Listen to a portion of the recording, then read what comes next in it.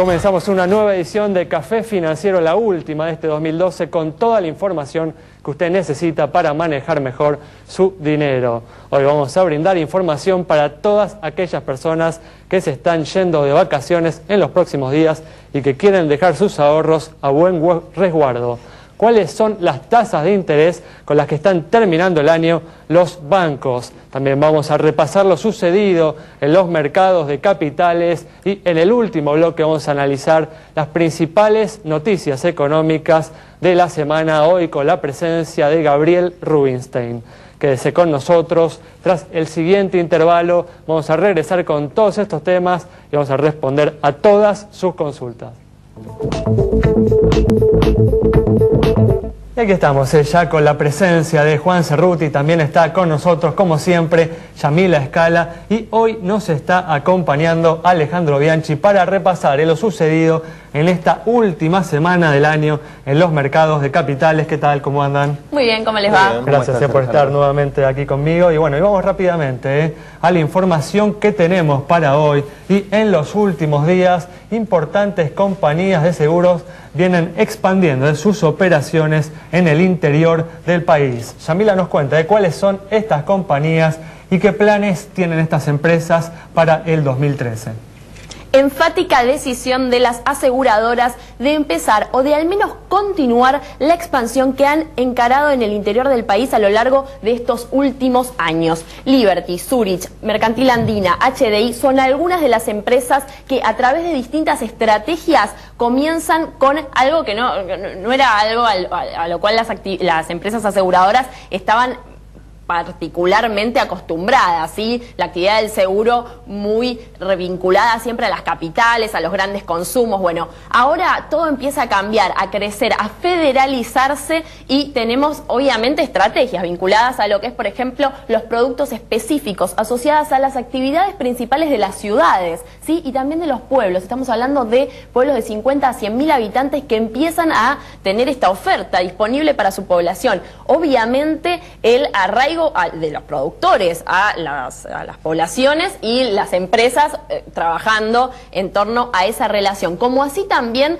a la generación de la conciencia aseguradora, porque bueno, esto si no lo tenemos, o sea, básicamente es algo no desarrollado a desarrollar y que sabemos que las empresas están trabajando con ello. Estamos hablando, por ejemplo, de integrales de comercio vinculados solo a cabañas y hoteles para lo que es la actividad turística e incluso también para la actividad petrolera, integrales de petróleo con, bueno, coberturas específicas, ¿no? Pero que hacen, en ese caso, puntualmente a la zona sur del país, a la Patagonia, una de las zonas, bueno, comentan los empresarios, más deseadas en este momento. Bueno, veremos lo que sucede, cómo acompaña el crecimiento en 2013 a la expansión de la actividad aseguradora en el interior del país.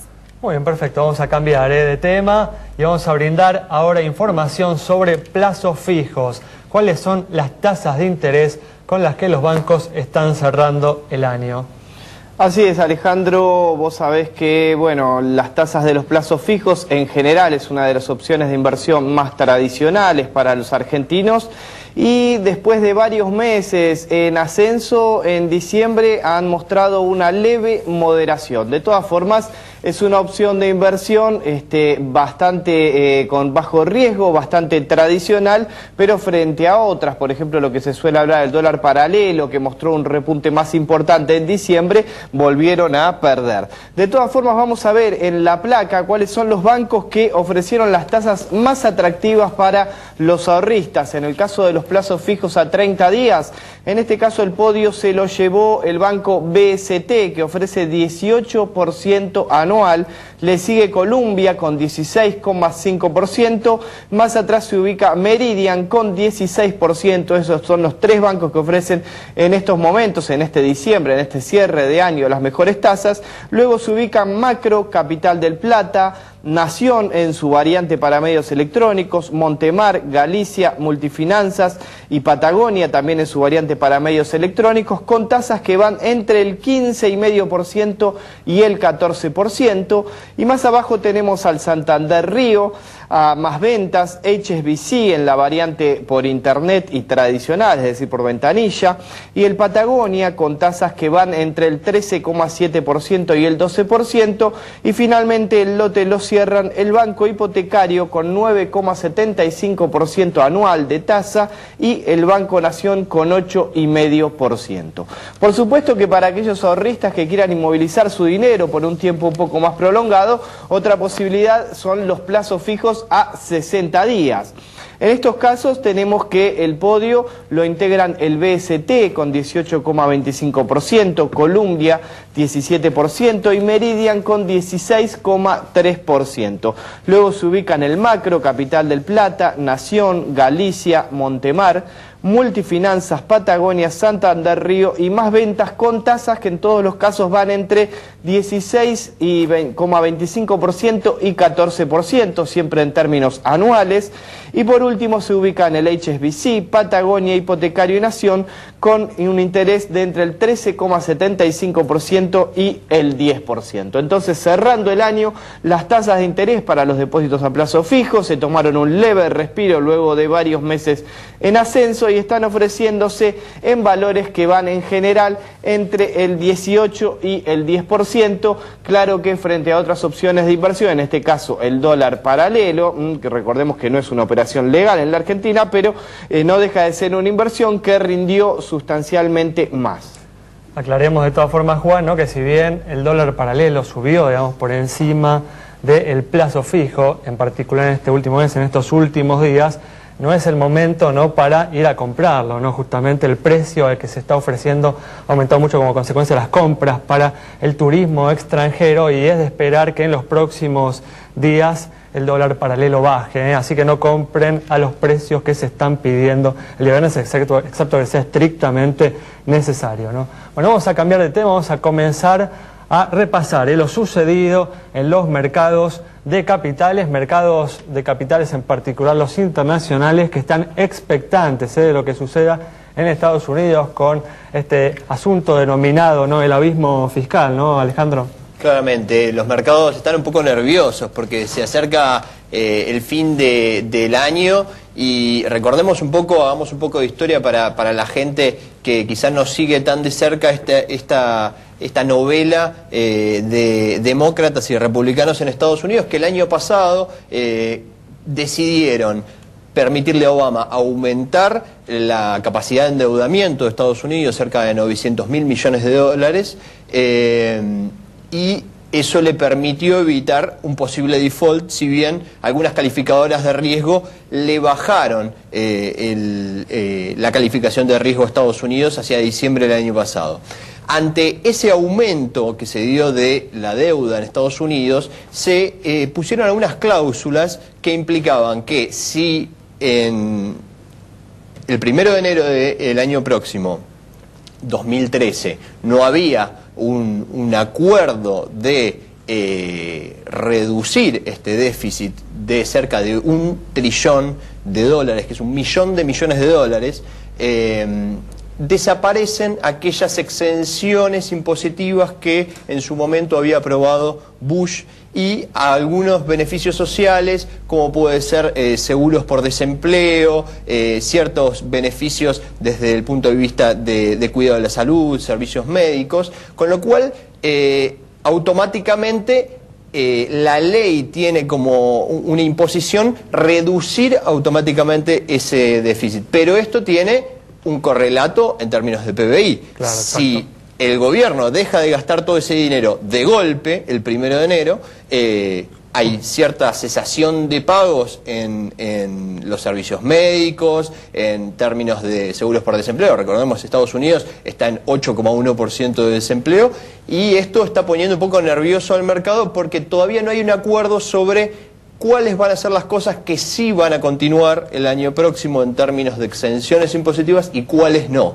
En ese sentido, el S&P 500 en esta semana recortó 35 puntos, de 1.450 a 1.415 puntos. Muy bien, veremos, ¿no?, cómo se resuelve este tema. Nos vamos, entonces, con esta información a un corte. En instantes estamos nuevamente con ustedes.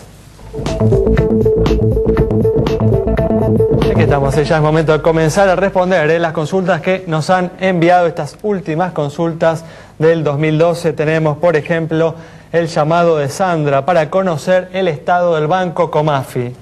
Le contamos a Sandra que el Banco Comafi registra un patrimonio de 575 millones de pesos, que tiene depósitos por 4.794 millones de pesos, y el resultado que ha acumulado desde junio de 2012 a la fecha es positivo en 25 millones de pesos. Estos indicadores están en línea con el promedio del sistema, así que le asignamos una cara sonriente. También se comunicó Martín, justamente, bueno, se está yendo de vacaciones, quiere estar tranquilo respecto a dónde dejó su dinero y quiere conocer el estado del Banco Santiago del Estero. Le contamos a Martín que en el caso del Banco de Santiago del Estero tiene un patrimonio de 500 millones de pesos, registra 3.131 millones de pesos de depósitos y tiene 121 millones de pesos de resultado acumulado desde diciembre de 2011 a la fecha. Nuevamente estos indicadores están en línea con lo que es el promedio del mercado y le asignamos otra cara sonriente. Muy bien, más información para quienes están saliendo a las rutas en los próximos días.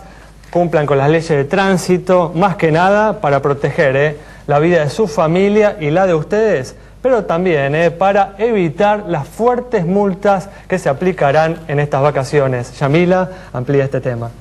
Bueno, aumentó la nafta, el peaje y las multas. Sí, estamos hablando de multas de más de 6.000 pesos. Por ejemplo, exceso de velocidad que estaba a 9.80, 6.580 pesos. Adelantamiento por derecha de 3.40 a 6.58 en línea con circular sin cinturón de seguridad, pero también circular sin chapa, sin licencia o sin BTV, 6.580 pesos. Alcotés positivo, aparte de la retención de la licencia, el mismo valor de multa. Bueno, valores que obviamente llaman la atención porque por lo general saltan de 1.000 y pico a 6.000 y pico. Pero bueno, también los radares vigilarán de noche en el medio de un operativo. Obviamente el objetivo es que se reduzcan los accidentes viales, y esto va a ser obvio en las rutas bonaerenses. En enero del año pasado 77.000 multas se labraron. Veremos cuántas se labran este año y también si la gente va y las paga, porque con estos valores es sinceramente llamativo al menos cuál va a ser la actitud de la gente, por más de que obviamente que se tienen que pagar, ¿no? Pero bueno, se sabe que hay una actitud polémica, al menos al respecto. Muy bien, perfecto. Cambiamos de tema y de acuerdo a las estimaciones de las consultoras privadas, la inflación aumentó en el 2012.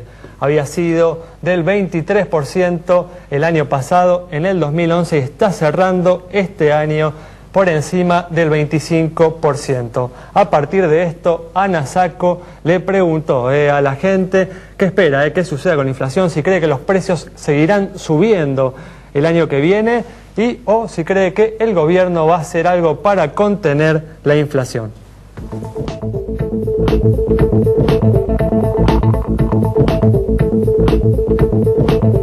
A pesar de la desaceleración económica que se registró a lo largo de 2012, la inflación experimentó un leve crecimiento. Comenzó el año en torno al 23% anual, según las consultoras privadas, y ahora estaría cerrándolo por encima del 25%.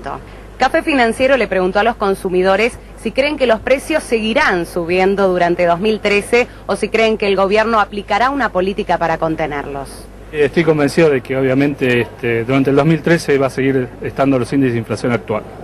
En ese aspecto no veo señales del gobierno como para que cambie. No soy el especialista, pero entiendo que las medidas actuales, el hecho de tener frenado el dólar, las importaciones, no hay un plan concreto, simplemente están con unos manotazos de abogado. Yo creo que sí, que la inflación va a seguir subiendo y que el gobierno tiene que tomar una medida. No veo que esto mejore, o sea, lo que veo es que cada vez es más la inflación, son más los impuestos a pagar, o sea, me parece que eso tiene que cambiar un poco. Va a seguir aumentando en 2013. Ya creo que igual se escapa de las manos del gobierno. Para mí esto es algo que no va a terminar, algo que no tiene techo. La inflación va a seguir porque las políticas del gobierno no van a cambiar y desafortunadamente cualquier comerciante ve erosionar sus márgenes con la inflación que no puede trasladar a los precios y básicamente cada vez hay menos margen, cada vez hay menos inversión y es un ciclo vicioso y que debe ser la 18 veces antes lo habré vivido el mismo tipo de política y siempre lo mismo.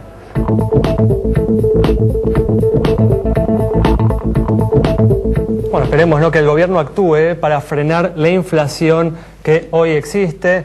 Hay que decir, ¿no?, que el aumento de los precios es un grave problema y es el origen de la mayoría de los males que hoy tiene la economía argentina. El gobierno debe actuar, y si no lo hace, se arriesga, ¿no?, a comprometer, a arruinar las cosas buenas que se han logrado en estos últimos años.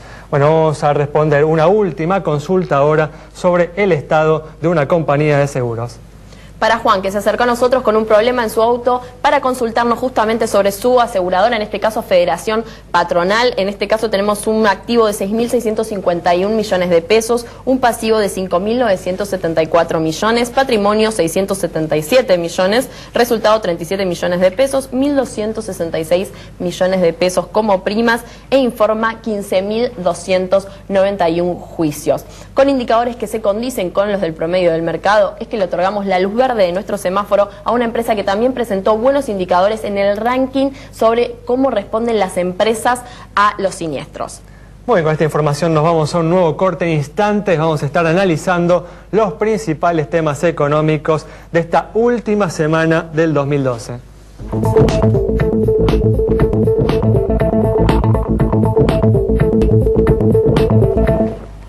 Estamos acá con la presencia de Gabriel Rubinstein, el economista que nos está acompañando hoy para analizar los principales temas económicos de la semana. ¿Qué tal, Gabriel? ¿Cómo andás? Bien, ¿qué tal? ¿Cómo estás? Gracias por venir una vez más. No, gracias a usted. Y una semana, la última semana del año, en que uno de los puntos destacables ha sido el conflicto salarial en el sector bancario, que justamente incluyó un paro el día jueves, un paro de las actividades el día jueves. Bueno, Gabriel, a partir de esto estamos terminando el 2012 como puede ser justamente una característica habitual del 2013, con una alta conflictividad laboral. Sí, que está ligado a la alta inflación que mencionaban ustedes y que obliga un poco o induce a los gremios a tratar de defenderse y a reaccionar hasta preventivamente. Más o menos tienen la idea que nada va a cambiar y que por lo tanto, si arreglan por menos, no sé, de 25%, pueden tener problemas. Entonces, por más que el gobierno quisiera arreglar por abajo del 20 o algo así, no está dando ninguna señal efectiva de que realmente va a haber una inflación más baja. Y bueno, eso lleva a situaciones de conflicto permanente. Por eso, ¿ves una intención del gobierno de contener justamente los incrementos salariales, de moderarlos? Digamos, primero hay que tener en cuenta que la alta inflación es una característica de la política económica. No es que hay alta inflación y el gobierno le gustaría que fuera el 5% y es el 25%. No, el gobierno se acostumbró y optimizó la inflación, ya depende de la inflación, porque la inflación es el mecanismo que hace que el Banco Central pueda emitir para darle al gobierno recursos y no tiene otra fuente de financiamiento que no sea vía Banco Central. O sea que el cierre fiscal cierra con el Banco Central obtiene dinero dándole a la maquinita y por lo tanto la inflación es una componente ya estructural de la política económica. Entonces el gobierno sí podría tratar de moderarla un poco para que justamente, es más no que se nada vaya a las manos. Es una consideración de tipo político. La inflación con el correr de los años, si bien al principio no molestaba y la gente con tal de que le indexaban no le importaba, ya se está molestando más, primero porque hay más informalidad y hay más gente que no le puede ganar a la inflación. Tampoco hay creación de empleo, con lo cual hay gente, con más problemas de empleo y la inflación ahí pega muchísimo. Y también está el tema, y como no ha habido aumentos por encima de la inflación últimamente, ya la preocupación política en la gente de la inflación y la acumulación de este tema en el tiempo hace que ya para el gobierno tenga que tener cuidado, porque si se va un poco la mano con la inflación, tiene el riesgo de perder votos más que en el pasado. Pero a ver, resulta tan evidente este costo político de la inflación, porque este mismo gobierno ganó con el 54% de los votos un año en el que la inflación era muy parecida al ¿no? El 23%. Claro, en nuestros temas pasa como muchos otros temas que pareciera que no importan, y con el tiempo de pronto en algún momento importan. Y uno dice, ¿por qué importa ahora y no importaba hace 3, 4, 5 años, o hace un año y medio, o hace un año? ¿No? Hace un año. Y bueno, y eso no es muy evidente, pero a veces ocurren, y cuando las cosas van mal, por ejemplo en la actividad económica, que este año es un año de estancamiento económico, este año Argentina tiene la peor performance de América Latina y de casi todos los países del mundo. O sea, tenemos un problema serio nosotros, por nuestras propias políticas, no porque se nos cayó el mundo encima. Y entonces, por decirte algo, en Argentina entre el crecimiento del 2011 y 2012 cayó 6 puntos, de 6 a 0, claro. Mientras en Brasil cayó 1,5 puntos, 2, entonces, y otros países directamente no cayó nada. O sea que Argentina está con un problema de actividad. Entonces, en una economía estancada, sin creación de empleo o con leve creación de más desempleados, los problemas en general saltan a relucir más, y uno de los problemas es, esta economía, entre otras cosas, funciona mal porque hay alta inflación, y la alta inflación también llevó a la apreciación cambiaria, y la apreciación cambiaria llevó al cepo cambiario, y eso llevó a la actividad inmobiliaria que fue mal. Por lo que vos escribís, digamos, hay una especie de círculo vicioso en el cual está entrampado el gobierno, digamos, necesita fondos, tiene que emitir más, esa emisión en algún punto retroalimenta la inflación y los problemas que recién mencionabas con la apreciación cambiaria y demás. ¿Qué es lo que tendría que empezar a hacer el gobierno en 2013, desde tu punto de vista? Digamos, 3 o 4 medidas que habría que empezar a tomar. No, esto, como está la situación, requeriría de un plan integral, porque vos no podés decir, bueno, devalúo más, porque eso es echar leña al fuego. Es decir, bueno, controlo precios y salarios en un ambiente como está ahora la política económica, la política monetaria, luce poco factible. Yo diría, y fiscalmente tiene que haber una política también diferente que permita, digamos, cambiar los recursos del impuesto inflacionario por otros recursos. Eso requiere una política integral, y eso también requiere seguramente crear un clima de confianza diferente para que haya algo de financiamiento. Si no, todo es al contado. Entonces, yo diría que Argentina requeriría un plan económico que puede ser, llamémosle, más liberal o puede ser más heterodoxo. Pero no se ve, el gobierno perdió una oportunidad importante con las elecciones. En ese momento, como perdió esa oportunidad, fue al cepo cambiario o al corralito de pesos, como se lo quiera llamar, y deterioró más la economía. Entonces, el gobierno tendría que recapacitar. Yo la única chance realmente que le veo que recapacite es al ver los costos políticos que en el pasado no tuvo, y ver si ese tema lo llevara a decir, me parece que realmente es mejor cambiar, porque así como vamos, es una economía muy mediocre, claro, con muy poco crecimiento, muy alta inflación. ¿Qué crees que puede pasar con la inversión en este contexto, que fue una de las variables que más sufrió en 2012? La inversión cayó 10%, fue muy fuerte, y a diferencia del 2010, que después del 2009 se recuperó, estamos vislumbrando que caiga, por ejemplo, 5% más en 2013, y más la inversión privada. Y justamente todas las medidas que fue tomando el gobierno desalentó muchísimo la inversión privada.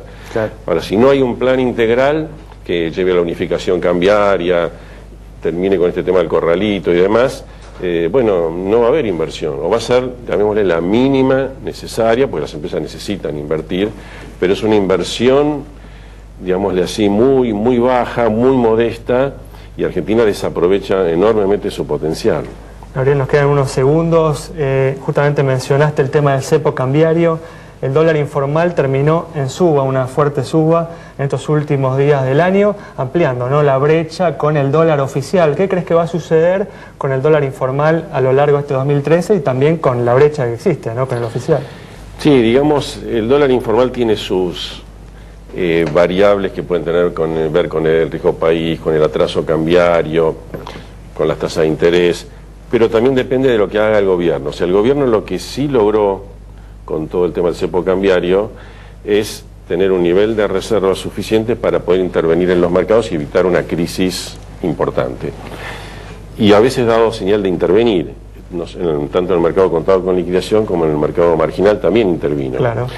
Entonces, el mercado está atento a las señales del Banco Central, porque sabe que si el Banco Central vende, no sé, 200, 300, 500 millones de dólares, frena el mercado. Yo creo que hay una tendencia a tener una brecha de 35% aproximadamente. Muy bien. pero bueno, se verá. Gabriel, muchas gracias. Gracias a ustedes. Bueno, vamos entonces con el análisis de Gabriel Rubinstein sobre los desafíos económicos que enfrenta el gobierno en este 2013 que está a punto de comenzar. Nos reencontramos el próximo martes, ya será el año que viene, así que comience muy bien este 2013 y nos reencontramos entonces.